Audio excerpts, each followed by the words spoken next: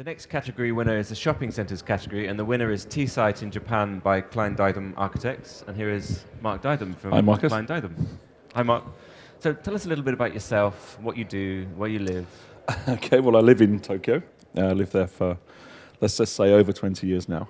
I went to Japan with Astrid Klein, who's now my business partner. We studied at the Royal College of Art and went to Japan for 3 weeks, 3 months, 3 years.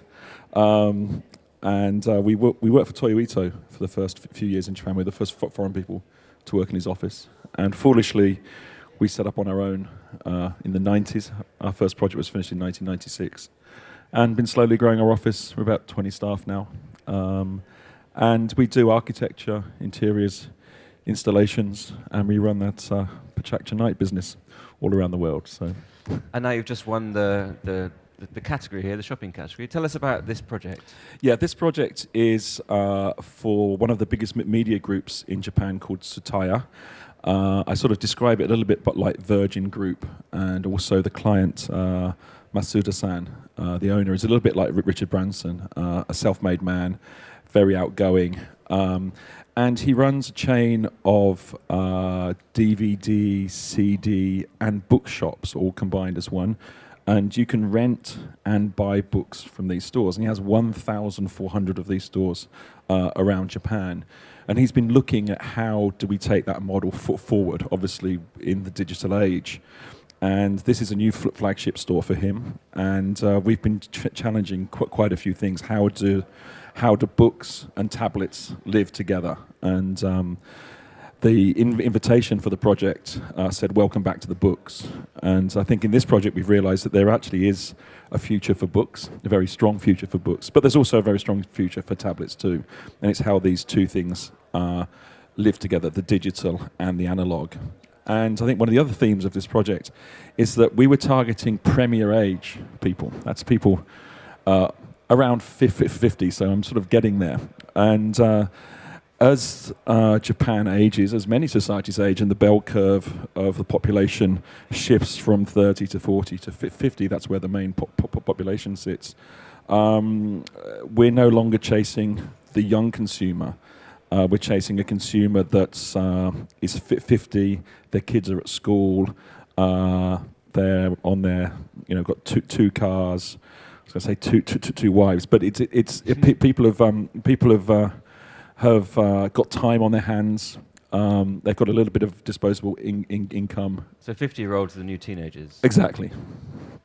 So how have you tried to? Okay, so the client sells books and CDs and DVDs, like 3 products that people are saying won't be around much longer. Yeah. What have you done in this store to try and bring people in and to buy these? Well, first of all, you can browse this bookstore online. You can buy books online, but you can also visit the store and browse it on foot. But everything is combined, and they're not kind of afraid of that.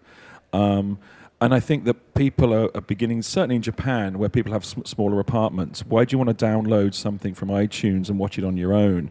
You don't get a chance to go out and socialize. You don't get a chance to meet somebody. And this third space is becoming incredibly important. And the notion of social retail, so going out to shop, to be seen, to hang out, to browse in a public space is really quite interesting. I think the coffee shops at Starbucks are kind of some way forward to that point. But if you take it to the next extension, you have social retail. And this could tie back into things like Facebook, and there's nothing social about Facebook. I've got 500 friends that I never meet, and how do you sort of take that into a physical space? And Tsutaya has been incredibly successful with this project, and the way they've curated it is really, really important. And there are many, many events going on all the time, and people are being informed of that through digital networks, Tsutaya's own network, but also through Facebook and things like that. So you talk about social retail, so in this case it means having events in the space, or are there any other manifestations of that? Yeah, it's having events. It's also telling people that these books are available. This has just come in. There's a special issue. There's a signing. There are events in and around the space. So it's all of those things, yeah. And tell us about the cladding. I read somewhere that the cladding is based on the logo or something like that. Yeah, so well, the whole shape of the building, and with the slide you've got on now, is a T. So Sataya is a letter T, and their logo is a letter T, and they have a points card, a loyalty card, which is a letter T. So the whole form of the building takes the form of a T, or the three buildings which run along the main road. And then that is infilled with like a woven T pattern. So there's two scales that you can read this as.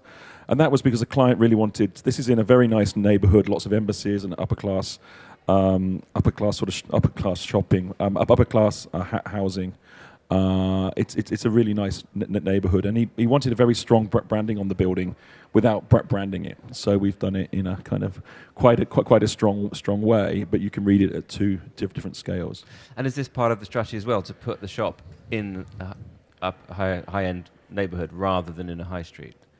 I think this is pretty particular to this site. I mean, it is a really beautiful site, and it's an extension of Fumihiko Maki's hillside terrace. And so it was a lovely site to work on. But it's putting them in neighborhoods, I think, is the key thing. This is a really nice neighborhood, as I was saying. And I think this neighborhood, as opposed to putting them in a high street, as you were saying, yeah, I think they're trying to pull these things out of the city. And certainly his stores, which are all around Japan, 1,440 of them, in similar type of situations. So this was a prototype for that in many ways. Are you going to now design 1,400? Well, we hope so. I think that this has been a test case. It's a test bed for all sorts of ideas, and I'm sure many of these ideas are going to be rolled out into those stores. And briefly tell us about how things are in Japan. I know last time we spoke, you talked that Japan was still recovering from the earthquake. Was that like 18 months ago now, the earthquake? So, yeah, we're about 18 months in. There's a lot of progress, but there's also things have been incredibly slow too. There's generally a good spirit in Japan again. Everybody's back on their feet. We have an energy issue because all the nuclear power stations, bar 2, are off. So 40% of the energy generating capacity is gone. So overnight, after the earthquake, we managed to reduce our energy consumption by 20%. So everybody in the world can reduce their energy consumption by 20% just by turning off lights. There's been a huge switch to LED lighting. All of convenience stores have gone LED. All the vending machines shut down. And is that voluntary? All voluntary. But it was just like that overnight. Yeah. Unbelievable. Yeah. So we can meet the Kyoto protocol with a flick of a switch. I really mean that. Yeah. We're doing a little bit of work up in Tohoku, but again, planning has been difficult. People are struggling to where they're going to rebuild. Do you rebuild on the tidal floodplain, as it were? So there's a lot of people thinking about that. A lot of work is being done. We're working with Archiaid and Tsukamoto-san from Bow Wow, people like that. So what do you mean, to not build on the floodplain, or find new ways of building? No, I think that where the government aren't allowing people to build on the floodplain, you can build market facilities and things like that, but housing is being restricted, and we're trying to work out what to do. But people have traditionally built there, but people have known the tsunami comes. It wasn't kind of a surprise in a way. A lot of people have dealt with it in different ways before. So that's been the frustrating thing. It's just been, it's 18 months, and some of these villages, which are, very old fishing villages, the longer people are away and not living in the village, the higher the chance the village is not going to be rebuilt. People don't want to go back. So speed is becoming of the essence. We're working on a project to build a model house by the end of the year and try and work out how that gets sold and developed. So things are moving, but it is tough going. Okay, well, great, and it sounds fascinating, but well done on winning the category. Okay, thank you very much, Marcus. And good luck later on with the big prize. Okay, thank you.